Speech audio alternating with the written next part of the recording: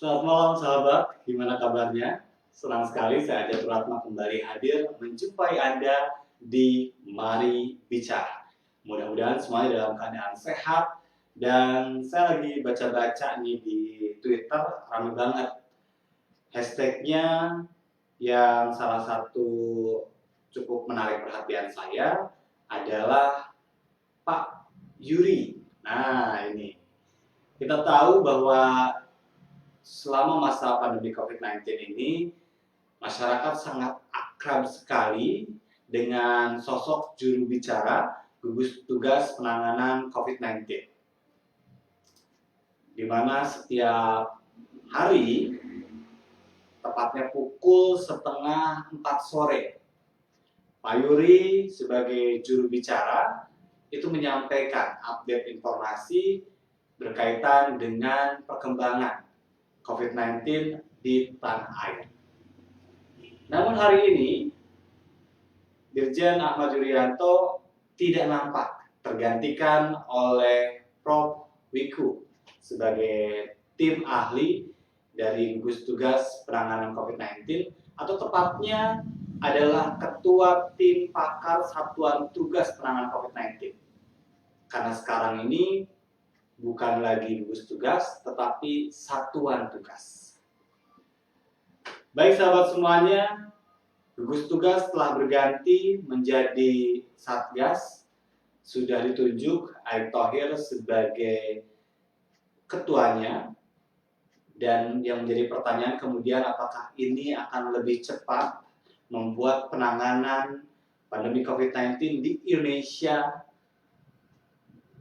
Ada hal juga yang tidak kalah menarik, bahwa hari ini salah satu media koran nasional, Koran Sindo, punya headline yang saya pikir sangat menarik. Headline-nya adalah istilah berganti, wabah tak pergi. Kita akan berbicara tentang banyak hal yang terjadi menjadi isu berita hari ini pemirsa di Mari Bicara, dan kita mulai dengan berita hari ini.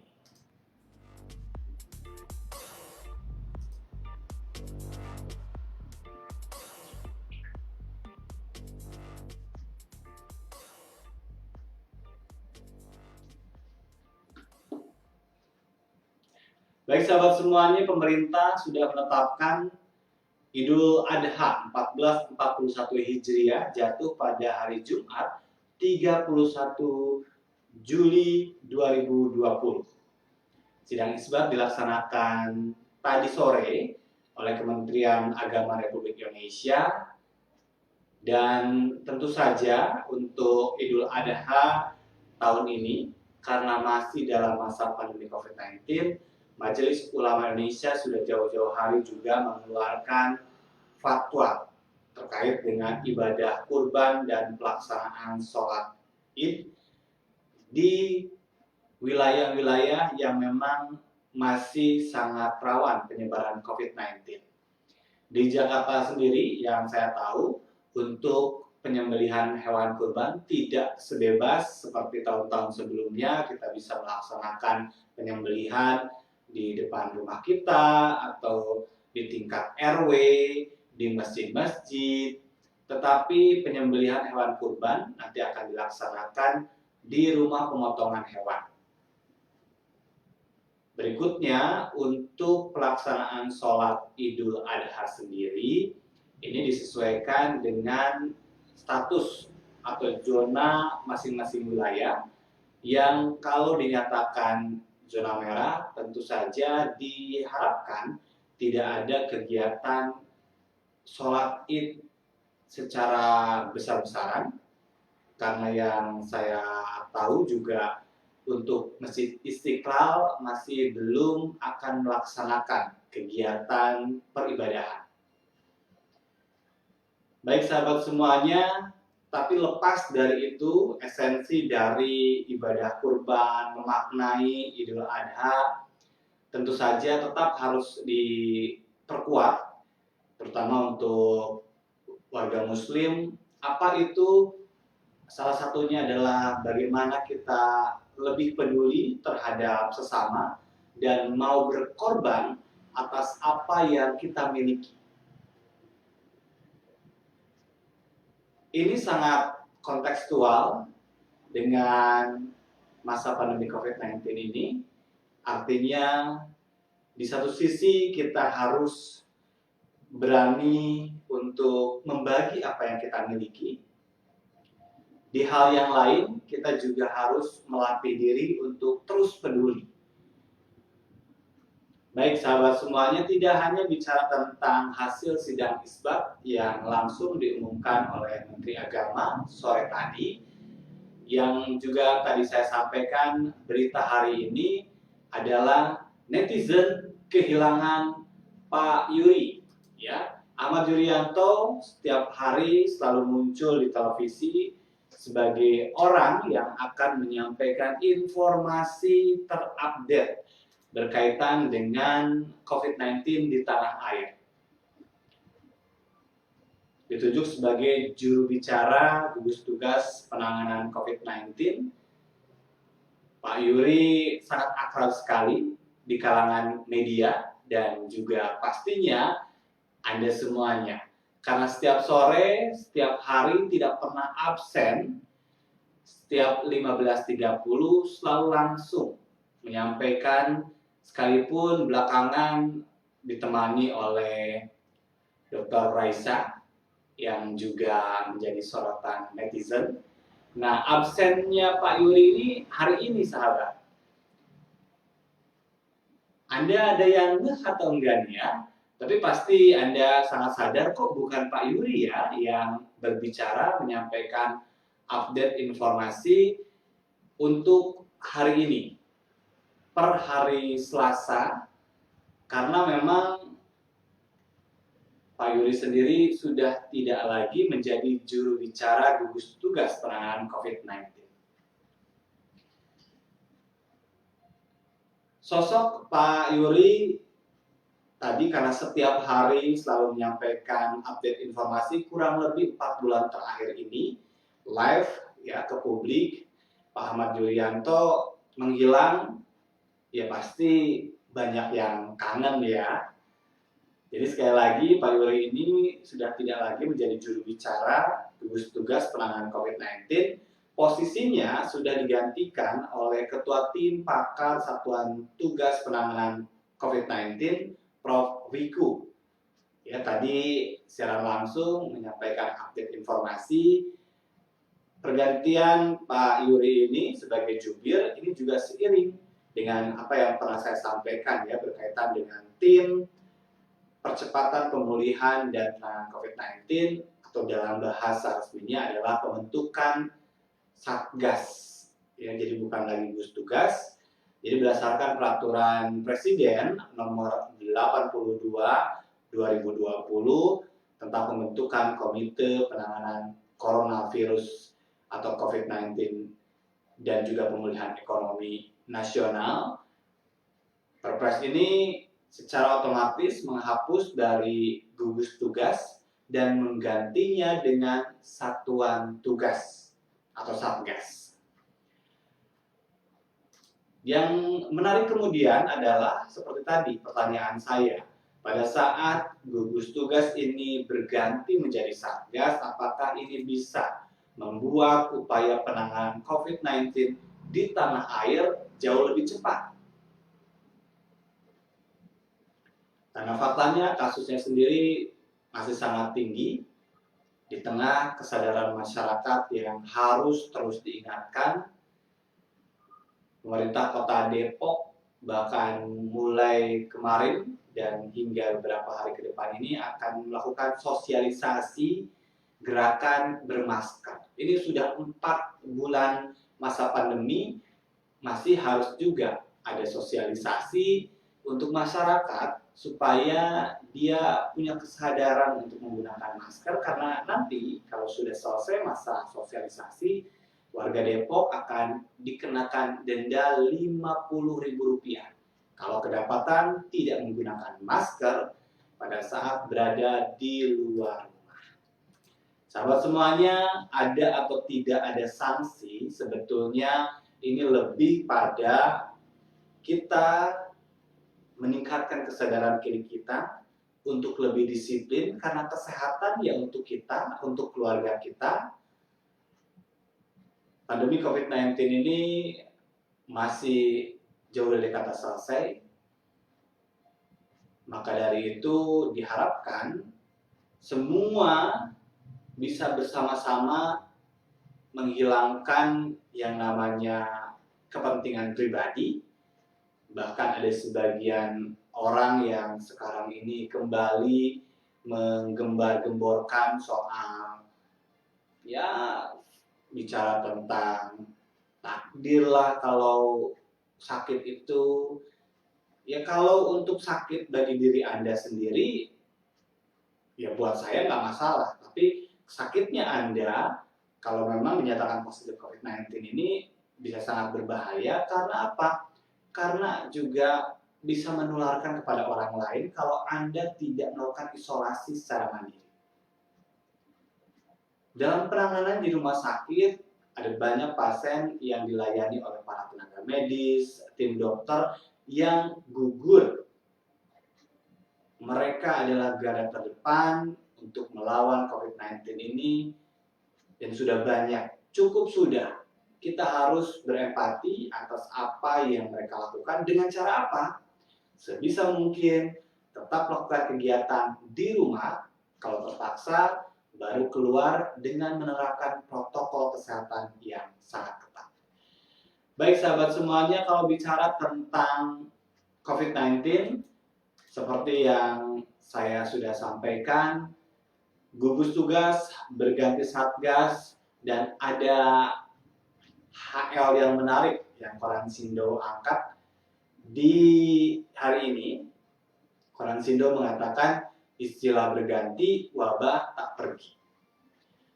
Saya memaknai ini sejak dari awal, memang kita sudah banyak dihadapkan pada istilah-istilah di masa pandemi ini. Bisa jadi yang membuat kita semakin kaya, banyak hal, tapi di lain sisi masyarakat yang awam itu jadi bingung. Bicara tentang istilah-istilah asing saja yang digunakan itu membuat sebagian masyarakat atau bahkan kalau saya bisa katakan ya sebagian besar masyarakat dengan tingkat ekonomi menengah ke bawah itu nggak paham. Baru menjadi paham setelah ada banyak bahasa lain yang lebih diakrabkan pada pemahaman mereka. Di luar itu kita tahu juga setiap provinsi ini punya istilah-istilah tersendiri. Ada yang disebut dengan PSBB transisi, ada yang disebut dengan PSBB proporsional. Terus juga ada PSBB mikro sekarang ini ya. Ada adaptasi kebiasaan baru, ada new normal, ada tatanan kehidupan baru. Ada banyak istilah yang ya akhirnya berbagai persepsi muncul dan itu terlihat dari perilaku masyarakat. Perilaku itu kan menunjukkan tentang pemahaman mereka terhadap sesuatu. Jadi kalau yang tadi saya katakan masih ada orang yang belum disiplin menggunakan masker, belum disiplin jaga jarak, ya karena ternyata mengedukasi masyarakat itu bukan kerja instan. Dan kalau saya sambungin lagi ke tadi posisi juru bicara, walaupun sudah digantikan, dalam hal ini memang diharuskan ada sumber utama yang dipercaya dan ini bisa membuat informasi menjadi clear. Di luar itu, pemerintah sendiri dalam hal ini adalah Satgas Penanganan COVID-19 dan Pemulihan Ekonomi harus bisa sekarang ini untuk juga melibatkan elemen-elemen masyarakat lain, tokoh-tokoh masyarakat, orang-orang yang dianggap berpengaruh, tidak hanya influencer, karena segmentasinya pasti hanya terbatas pada dunia media sosial, tapi juga masyarakat di tingkat desa itu harus diberikan sosialisasi oleh orang-orang yang mereka hormati. Bukan masalah jabatannya, tapi ketokohannya, sosoknya. Itu harus dirangkul menjadi duta-duta penanganan COVID-19 dalam konteks mengedukasi masyarakat. Di luar itu, lembaga-lembaga formal, institusi pendidikan, itu sepenuhnya juga harus punya misi untuk mensukseskan mengedukasi masyarakat terkait dengan bahaya COVID-19 dan upaya penanggulangannya ini. Ini butuh kolaborasi bersama. Saya pikir ini juga yang menjadi dasar kenapa sekarang ini bentukannya adalah Satgas.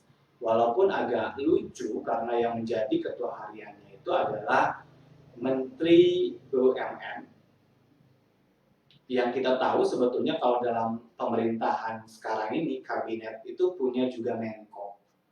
Ini malah Menkonya ikut menteri. Kalau kita lihat dari konferensi pers ya, sekalipun ya memang tidak dikatakan demikian, tapi buat saya salah satu kesan yang terlihat adalah kenapa tidak dioptimalkan lembaga kementerian yang ada dalam posisi menteri sebagai koordinator kementerian-kementerian terkait gitu, tanpa harus ada penunjukan personal tertentu lagi. Karena kan ujung-ujungnya tetap pertanggungjawaban dari Satgas ini harus langsung disampaikan kepada Presiden. Jadi leadernya adalah memang Presiden.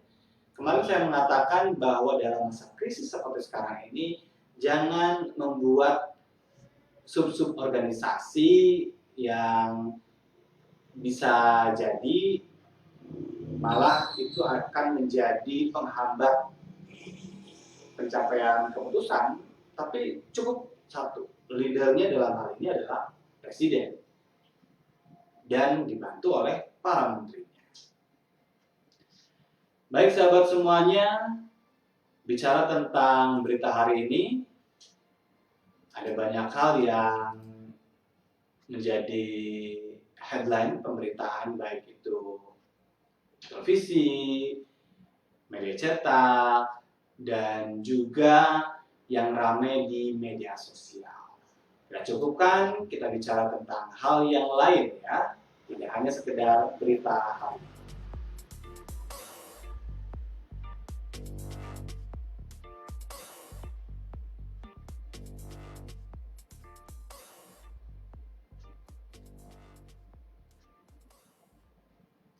Baik sahabat semuanya, sebetulnya ya masih seputar peristiwa yang terjadi hari ini, tapi saya ingin lebih dalam lagi berbicara tentang aksi demo yang dilakukan oleh para pekerja tempat hiburan yang ada di Jakarta, di mana mereka siang tadi melakukan unjuk rasa di depan Balai Kota. Unjuk rasa untuk meminta agar pemerintah DKI Jakarta bisa mengizinkan tempat mereka bekerja untuk kembali dibuka, karena kita tahu selama masa PSBB ini tempat hiburan seperti klub gitu, panti pijat, kemudian bar itu tutup. Dan secara otomatis para pekerja yang menggantungkan kehidupan sehari-harinya di tempat tersebut nganggur.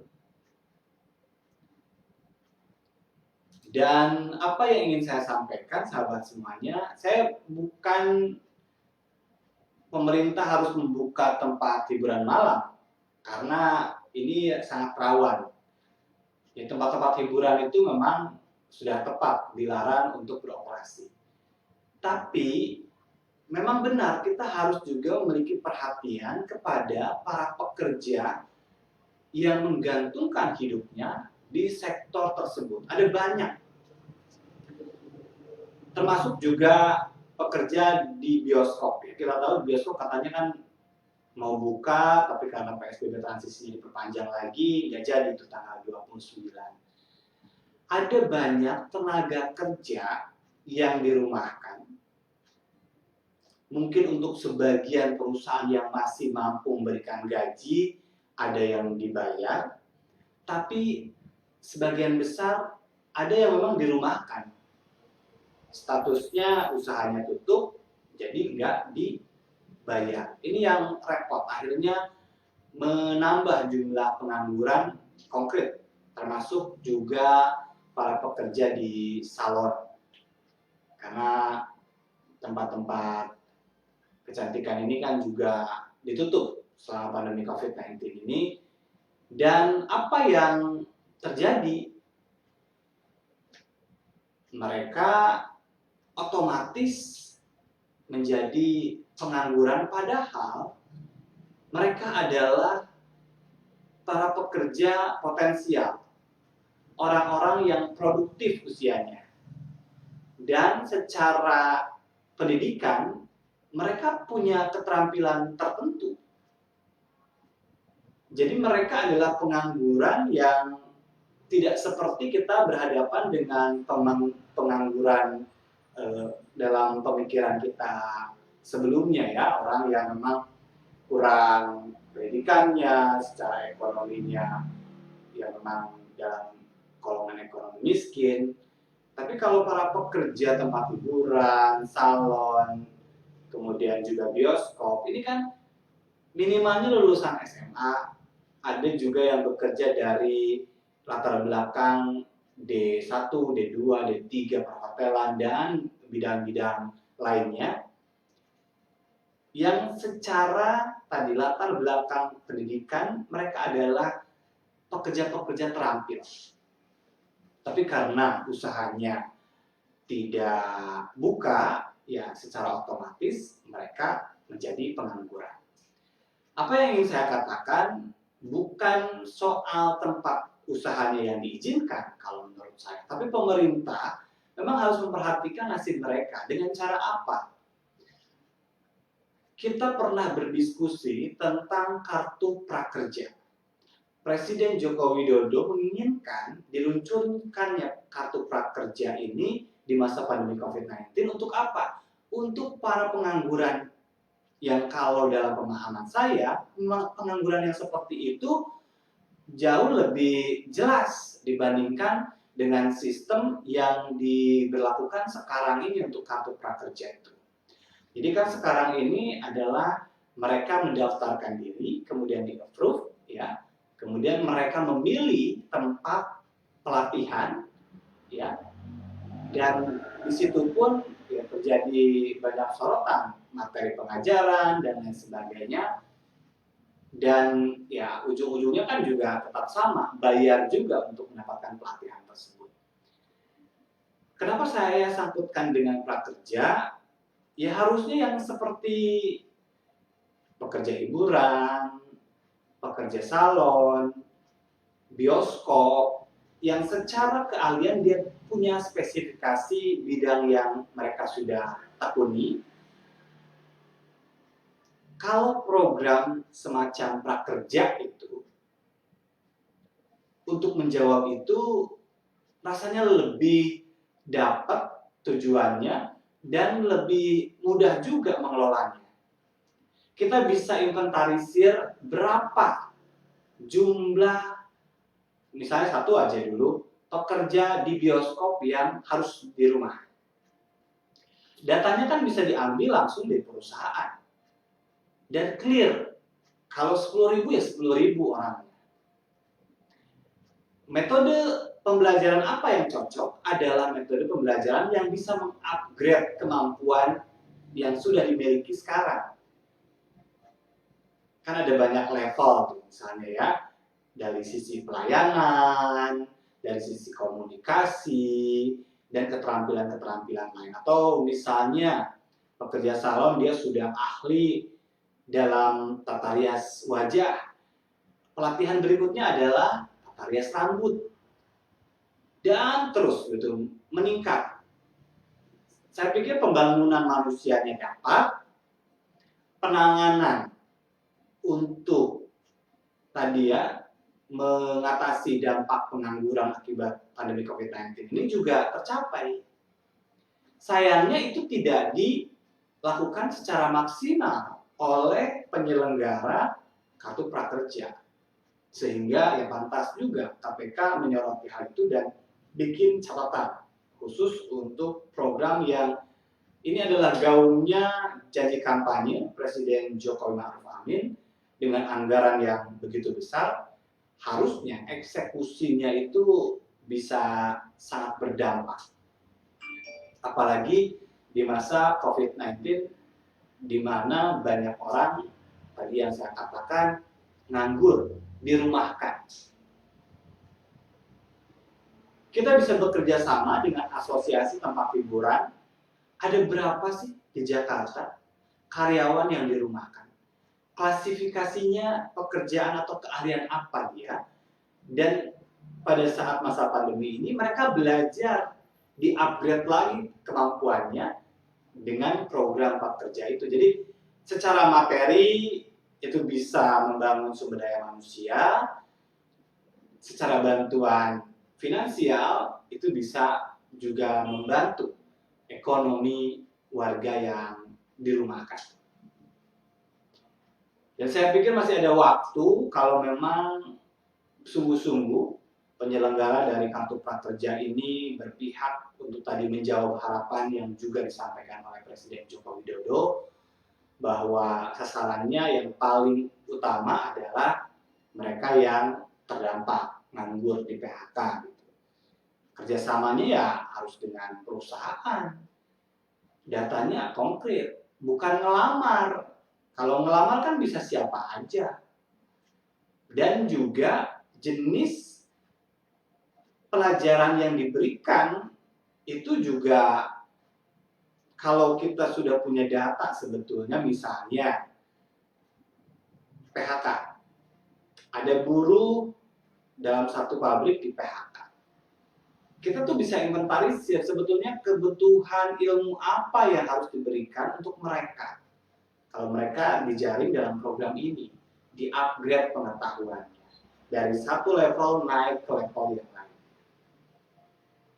Kita yang direct itu, nggak milih-milih, aku pengennya milih sales digital gitu kan, atau apa. Nah, gitu. Itu nanti malah jadi nggak jelas. Ya. Pencapaiannya nggak konkret. Dan memang itu tidak saya bicara, KPK sendiri menemukan hal tersebut sehingga meminta untuk dilakukan perbaikan yang sungguh sebelum maju ke gelombang berikutnya. Ini anggarannya sangat luar biasa dan saya yakin kalau ini dikelola dengan sungguh-sungguh, menyasar masyarakat yang memang dijadikan sebagai target, ini sangat berdampak. Termasuk yang hari ini demo ya, para pekerja hiburan. Yang namanya bartender gitu kan, itu mereka itu ahli, punya keahlian tersendiri dan secara pendidikan itu banyak yang lahir dari diploma 2, diploma 3. Jadi usia produktif dan juga pekerja potensial.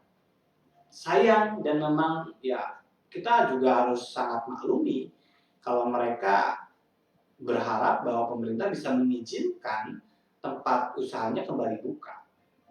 Sayangnya ya memang karena COVID-19 ini sangat rentan, terjadi penyebarannya di tempat-tempat kerumunan, ya harus sama-sama memahami juga risiko itu, walaupun dikatakan tadi oleh para perwakilan demonstran itu kita bisa kok melakukan protokol kesehatan, ya, tapi harus sabar akan itu. Memang semuanya ini dalam kondisi sulit, tapi pemerintah harusnya bisa mengarahkan tuh program-program dengan anggaran yang luar biasa besar itu dengan sasaran yang konkret. Itu yang tidak terjadi, sehingga ya terlalu banyak orang-orang yang berada di rumah dalam kurun waktu 4 bulan terakhir ini. Ada sebagian yang memang nanti akan dipekerjakan lagi, tapi dalam kurun waktu menunggu itu tidak diberikan gaji, karena kondisi tempat usaha juga tidak semuanya sehat secara finansial.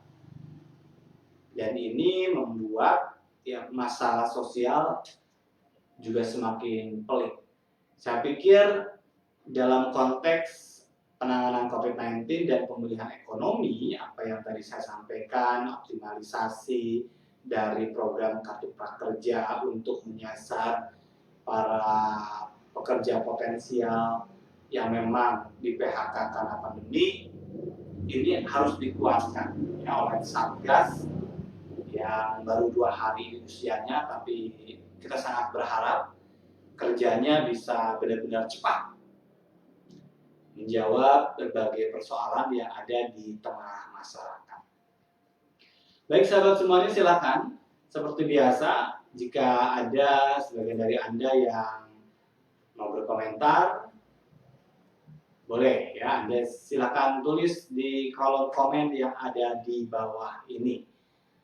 Tadi saya sudah berbicara tentang posisi gugus tugas yang diganti berdasarkan peraturan Presiden menjadi Satgas, dan jangan hanya sekedar berganti nama, tapi memang harus berdampak pada langkah nyata percepatan penanganan COVID-19 dan juga pemulihan ekonomi.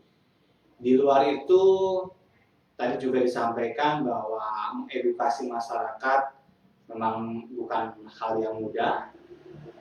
Proses pendidikan ini memang butuh waktu, tapi diharapkan bisa melibatkan masyarakat kalangan intelektual yang berpengaruh, tidak hanya influencer yang memang diharapkan bisa memberikan dampak untuk para pengguna media sosial gitu, tapi juga tokoh-tokoh masyarakat yang disegani, dihormati di daerahnya masing-masing itu harus secara proaktif ya, supaya tidak ada lagi yang namanya masyarakat keluar tanpa masker, menolak untuk pemakaman secara protokol COVID-19. Nggak ada lagi yang gitu-gitu. Jadi itu tugas bersama, mari kita sama-sama untuk berperan dalam bidang kita masing-masing, dan pemerintah ya bisa mendorong itu, memberikan dorongan dan juga menggerakkan potensi-potensi yang ada, karena bagaimanapun ya motornya tetap juga pemerintah dalam hal ini. Baik sahabat semuanya, kita juga ingin bicara malam hari ini berkaitan dengan pendidikan. Seperti biasa ya, kita bicara tentang pendidikan.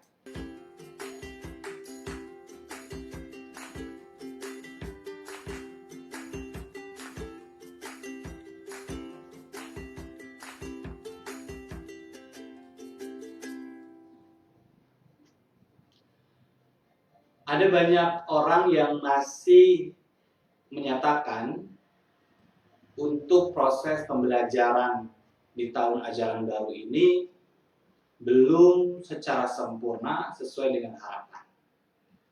Ini adalah masukan yang harus segera dijawab oleh instansi terkait untuk melakukan evaluasi dan perbaikan, memberikan solusi atas kekurangan-kekurangan yang disampaikan itu. Ada hal yang menarik yang saya baca dari beberapa berita hari ini adalah munculnya para dermawan yang melakukan inovasi mulai dari bikin jaringan optik di satu desa sehingga warganya di situ bisa menikmati internet untuk belajar secara daring. Ada juga yang menggagas rumahnya, pekarangannya itu dipasangin wifi dan orang boleh singgah di situ, terutama anak-anak mahasiswa yang ingin belajar untuk dapat layanan wifi gratis. Ini adalah inisiatif yang sangat baik yang dilakukan oleh masyarakat.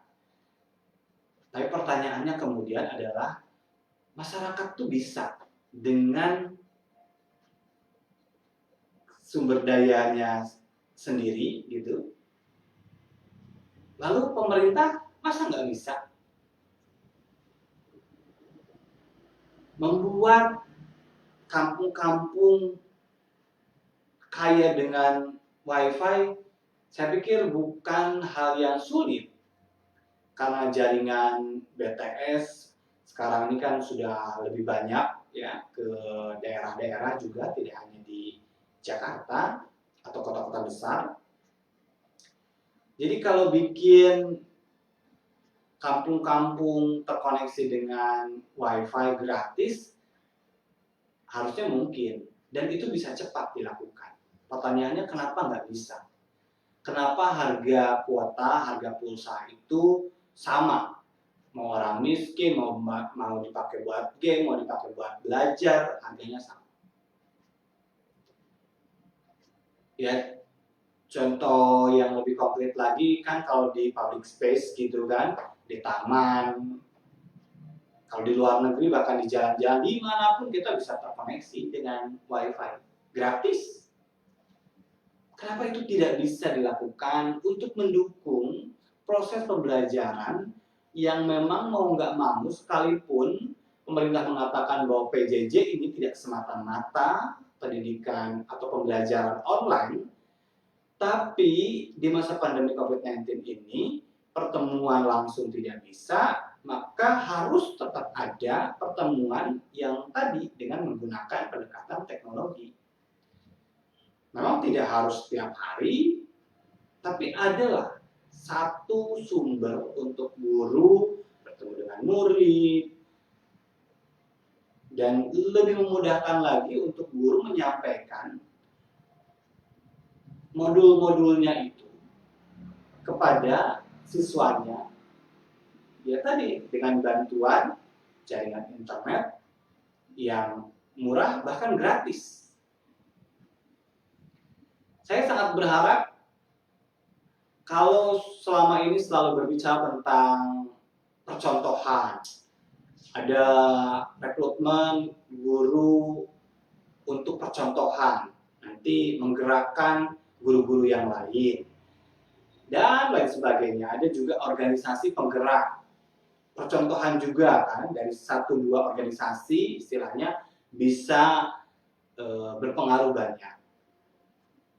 Cobalah percontohan-percontohan, cari daerah yang paling sulit di Indonesia hari ini, 100, 200 kayak gitu kan titiknya, karena yang saya dengar katanya mulai menginventarisir daerah-daerah mana saja yang memang bermasalah dengan PJJ ini. Kalau sudah dapat, disitulah coba jawab. Pasangin tuh kampung-kampung internet itu. Nggak sulit kok.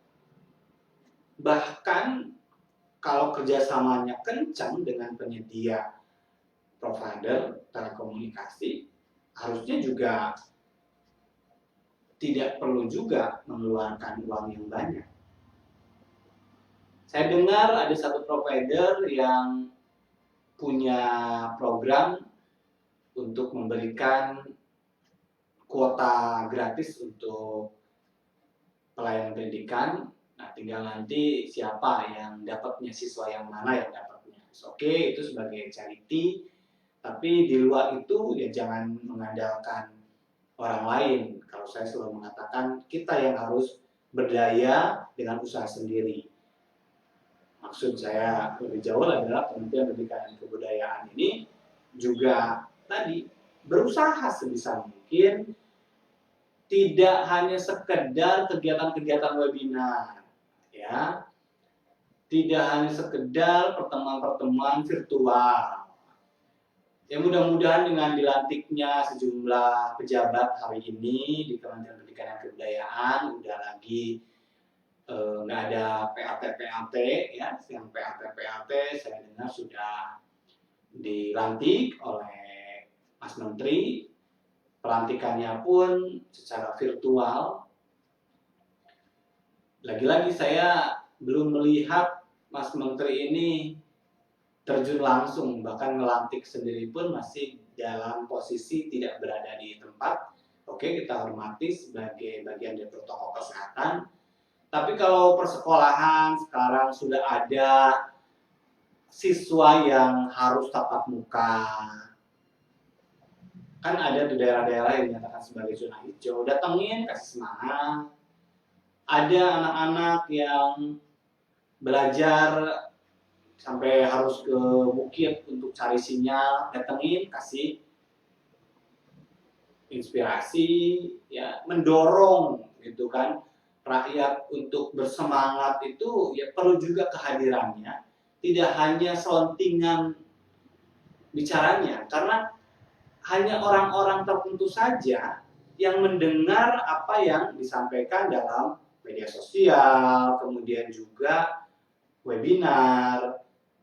Ada sebagian kelompok masyarakat yang dia juga baru kenal mungkin kalau kita datang. Ini Indonesia ini sangat luas, sehingga harus punya target dalam durasi sekian bulan, daerah mana saja yang harus dikunjungi, lebih mengenal, dan kita bisa carikan solusi kalau kita menemukan masalah. Saya sangat berharap bawahan-bawahan Mas Menteri di kementerian itu mendorong Mas Menterinya untuk melakukan hal tersebut. Kasih ya informasi sebanyak-banyaknya supaya keluar dari kandang istilahnya. Maaf kalau saya mengatakan seperti itu, tapi ya karena sejauh ini saya melihat kalau yang lain menteri-menteri turun,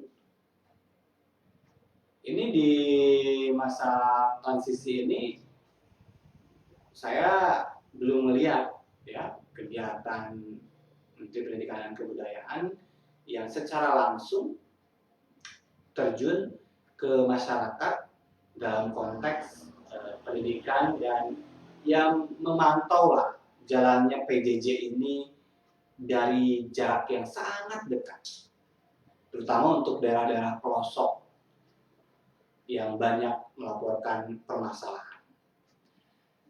Dan sahabat semuanya, saya ingin berbagi foto. Ini adalah kegiatan yang dilakukan oleh siswa Sekolah Darurat Kartini, murid-murid saya, di mana mereka tentu saja sama seperti anak-anak yang lain, sangat merindukan sekolah, bisa bertemu setiap hari dengan gurunya, belajar bersama, bermain bersama, tetapi mereka sadar bahwa pandemi COVID-19 ini membuat mereka harus banyak belajar secara mandiri.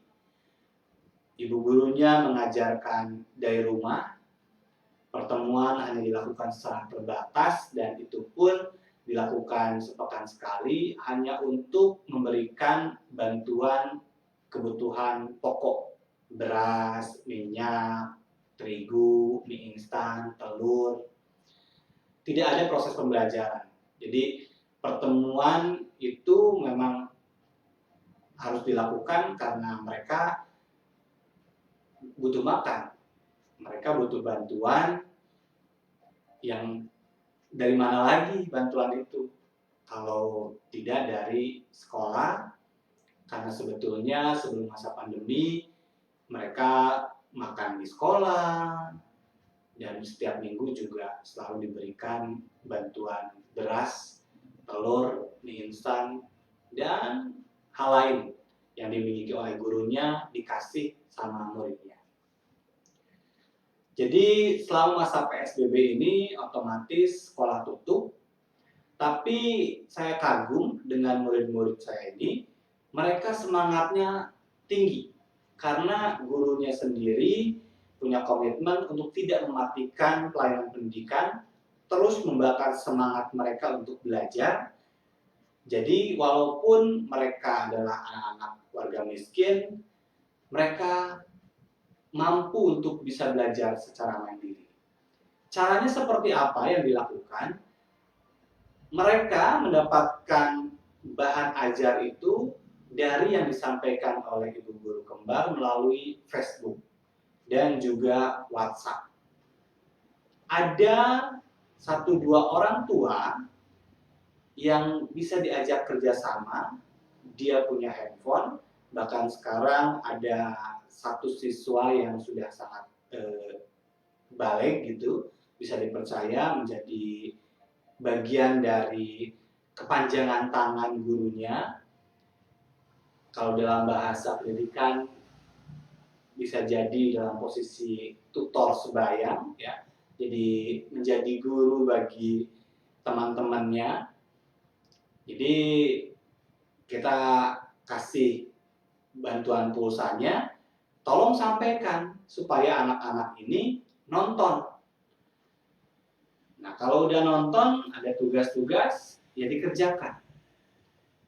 Karena ada 150 siswa, ya cuma 1-2 yang punya handphone dan tadi ya harus juga dibantu untuk pulsanya.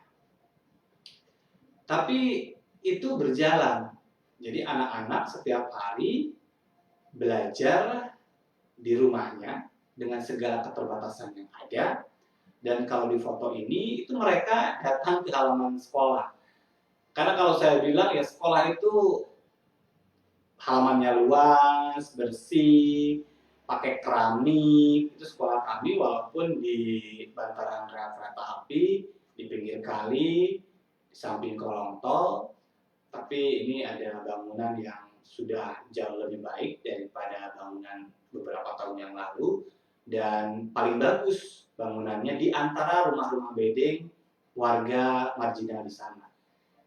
Jadi anak-anak belajar secara mandiri, mengerjakan tugas-tugas yang diberikan, dan tanpa harus juga dicerewetin, istilahnya mereka belajar dengan jaga jarak. Ini saya kagum juga melihat foto ini, mereka tekun dengan seadanya, tapi ya harus kita akui pada saat pelayanan pendidikan itu secara maksimal diberikan, anak-anak marginal ini pun semangat. Dan ini dilakukan ya sebisanya kita gitu, karena tidak pernah ada bantuan sama sekali, pemerintah sendiri tidak pernah menanyakan nasib dari anak-anak di kolong tol itu bagaimana pendidikannya, nggak ada. Dinas Pendidikan DKI sama sekali tidak menunjukkan kepeduliannya terhadap mereka. Tapi yang mereka kan anak-anak kita juga, karena kalau ditinggalkan ini akan menjadi masalah lain, akan kembali ke jalan dan membangun semangat mereka untuk kembali maju, kembali menjadi pribadi yang kamu tuh sama dengan anak-anak yang lain gitu. Itu nanti akan pupus, makanya tetap harus dilangsungkan ya, komunikasi dengan berbagai cara. Sulit ya, jauh lebih menantang pasti, tapi yang diharapkan sebetulnya kan di tengah keterbatasan yang ada pada diri mereka, itu pemerintah ngasih perhatian juga buat warga. Kalau tidak, ya mereka juga kadang cuma dengar-dengar doang, pemerintah punya bantuan ini, itu, untuk anak ini, untuk anak itu, tapi mereka enggak, kan juga ya terjadi diskriminasi dong kalau kayak gitu ya. Tadi kegiatan di halaman sekolah, sahabat semuanya ya. Saya juga dapat gambar ini kukuh ya sama temennya. Kukuh ini masih sangat belia, masih kecil maksud saya. Usianya 3 tahunan yang lagi duduk pakai kursi hijau ini ya. Belajar secara mandiri di rumahnya. Anda bisa lihat ya, beralaskan tanah kalau di rumahnya itu. Terus juga itu banyak TV-TV bekas tuh nggak hidup TV-nya ya, ini di kolong tol. Ya seperti itulah kehidupan siswa SDK kebanyakan. Jadi ya miris juga kalau sejauh ini pemerintah tidak punya program-program nyata untuk mereka, terutama untuk keberlangsungan pendidikan mereka, membantu mereka untuk bisa mendapatkan pelayanan yang baik ya, dengan difasilitasi pastinya. Karena ya tadi pada saat misalnya kalau kata pendeknya gini lah, kan katanya kalau siswa negeri itu dikasih bos bisa buat beli pulsa. Ya anak miskin ini juga kasih wifi gratis, biar gurunya tidak hanya ke 1-2 orang ngajarinnya dan nanti disampaikannya. Kalau lebih banyak lagi siswanya yang bisa online, itu kan lebih cepat juga. Ada 150 siswa kami di SDK Kolongtol dan ada 30 di SDK Kelapa Gading. Yaitu tadi akhirnya berantai, pesan berantai gitu ya. Jadi ini juga yang ya kita sangat bersyukur ada orang tua, ada siswa yang bisa diajak kerjasama, karena dalam posisi kita sendiri pun kan berkaitan dengan protokol kesehatan COVID-19 harus menjaga jarak ya. Untuk apa? Demi kesehatan kita bersama. Jadi baik sahabat semuanya, ini kalau bicara lagi tentang pendidikan, itu yang ingin saya sharing malam hari ini ya. Jadi sampai hari ini di tengah ada banyak apa ya yang disebut dengan klaim sudah ini, sudah itu, ya nyatanya untuk mereka-mereka anak-anak marginal di Jakarta, mereka belum tersentuh apapun dari pemerintah, dan mudah-mudahan dengan saya sharing hal ini itu membuka, karena tidak hanya sekolah Kartini, ada banyak sekolah non formal lain di Jakarta ini yang juga anak-anaknya butuh perhatian. Jadi kemarin sudah pemerintah mengkonsentrasikan pikirannya untuk siswa bisa diterima di sekolah negeri dengan berbagai program ya, ada BOS yang bisa di afirmasi untuk kegiatan-kegiatan yang ada kaitannya dengan penanganan COVID. Kemudian juga saya dengar DKI Jakarta sudah akan memberikan bantuan untuk siswa miskin yang bersekolah di swasta. Tapi berikutnya adalah pemerintah DKI Jakarta khususnya dalam hal ini juga bisa menelurkan satu program bantuan pendidikan bagi anak-anak yang belajar di lembaga-lembaga non formal. Anak-anak itu adalah siapa? Anak-anak marginal ini yang nggak punya. Tengoklah mereka seperti apa keadaannya, jadi Anda tahu apa yang harus Anda lakukan. Jangan menutupi diri, jangan hanya diam di meja. Kalau Anda nggak tahu, cari tahu. Kalau mau dianterin, boleh, gitu kan, dianterin. Jadi supaya apa yang saya katakan ini bukan hanya omong belaka, gitu. Kenapa? Karena mereka adalah anak-anak Indonesia, anak-anak kita semuanya. Apalagi 2 hari ke depan kita akan merayakan Hari Anak Nasional. Saya pikir isunya bukan hanya sekedar di rumah bergembira, tetapi adalah pemenuhan hak pendidikan yang berkeadilan bagi semua anak Indonesia tanpa kecuali. Baik sahabat semuanya, terima kasih untuk Anda yang sudah menyaksikan podcast ini. Ya, ada banyak hal yang saya sampaikan malam hari ini, dan saya mengucapkan terima kasih untuk Dapur Kreasi Sekolah Darat Kartini, ya, si enak. Anda bisa dapetin, Anda bisa makan, ya, sambil ngemil gitu. Dan ada hal yang nanti malam sebetulnya saya ingin lebih banyak ngobrolin soal ini, ya. Jadi masih ada hubungannya sama Sekolah Darat Kartini. Ini adalah rajutan hasil karya dari siswa SDK. Ya, jadi ibu guru memang pintar merajut dan dia mengajarkan kepada anak-anaknya sangat detail, sangat rapi. Dan ini dilakukan ya tadi sebagai bagian dari proses pembelajaran. Jadi tidak hanya belajar tentang pelajaran pengetahuan, tapi juga keterampilan diajarkan, karena ini salah satu juga yang bisa dilakukan secara jarak jauh, ya. Jadi learning by project itu efektif, kita sangat detail mulai dari mengajarkan mereka, ya mulai dari nggak bisa sampai keren banget kalau saya lihat, ya. Dan ini kita jual, ya sahabat semuanya, kita jual karena kualitasnya bagus banget. Jadi ini juga sebagai salah satu yang lagi-lagi saya selalu katakan pemberdayaan warga miskin ibu kota. Mereka harus mau diajarin ini, karena ini juga ada manfaatnya buat mereka. Dan Anda juga bisa, kalau tertarik, Anda bisa pesan, silakan, ya. Ada banyak soalnya produk-produk yang dihasilkan, hasil karya dari siswa Sekolah Darat Kartini, yang bentuknya tidak hanya shawl. Ini shawl ini memang cocoknya sih sebetulnya untuk musim dingin, ya. Tapi kalau main-main ke puncak karena udaranya dingin, itu pas banget. Nah, ini, ya. Kalau ini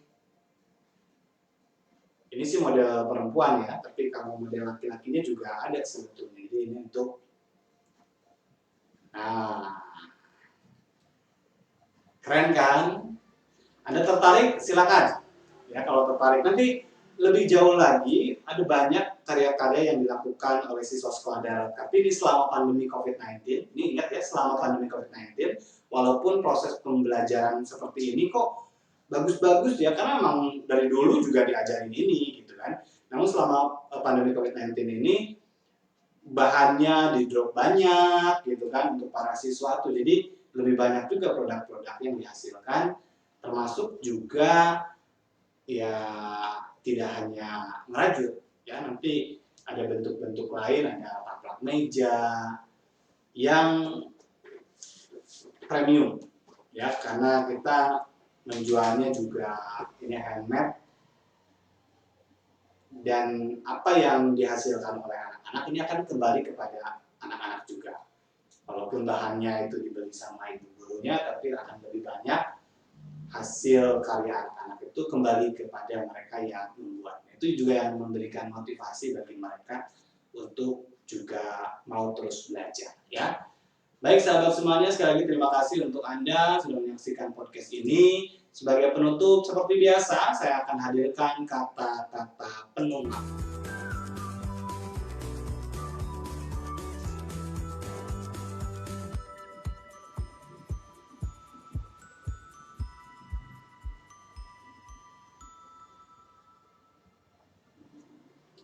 Quotes-nya adalah, belajar tanpa berpikir itu tidaklah berguna, tapi berpikir tanpa belajar itu sangatlah berbahaya.